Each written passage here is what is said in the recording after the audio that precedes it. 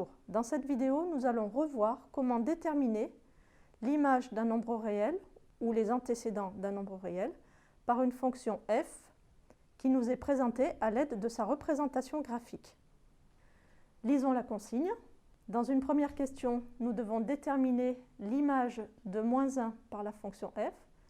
Deuxième question, déterminer les antécédents de 2 par la fonction f. La fonction f associe à tout nombre réel x de son ensemble de définition l'image de x que l'on note f de x. Et la courbe représentative de f est l'ensemble des points de coordonnées x, f de x, lorsque x est dans l'ensemble de définition de la fonction. Ainsi, dans notre repère, nous lisons sur l'axe des abscisses les valeurs de x et sur l'axe des ordonnées les valeurs des images f de x. Prenons la première question. Déterminer l'image de -1 par la fonction f. Autrement dit, -1 est une valeur de x et nous cherchons à lire f de -1. Prenons le graphique. Je repère sur la courbe le point d'abscisse -1. Donc je me mets à l'abscisse x égale -1. Je descends pour aller chercher le point de la courbe qui a cette abscisse et je lis son ordonnée qui est égale à -2. Ainsi, je peux répondre à la question. L'image de -1 par la fonction f est f de -1 égale -2. Passons à la deuxième question. Déterminer les antécédents de 2 par la fonction f.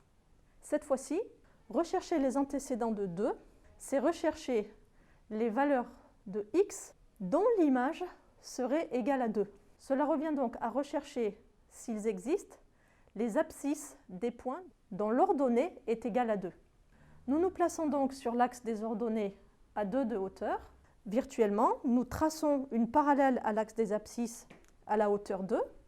Nous observons qu'il y a 2 points d'intersection entre cette droite et la courbe et nous lisons les abscisses de ces points d'intersection.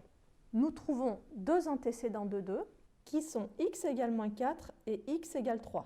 Nous pouvons écrire notre réponse. Les antécédents de 2 sont -4 et 3. Récapitulons.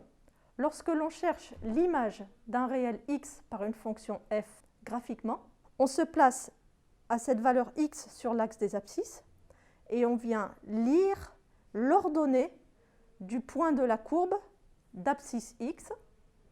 Lorsque l'on cherche les antécédents d'un nombre k par une fonction f graphiquement, on se place sur l'axe des ordonnées à 4 et on vient lire les abscisses des points de la courbe dont l'ordonnée est à k. Bon courage!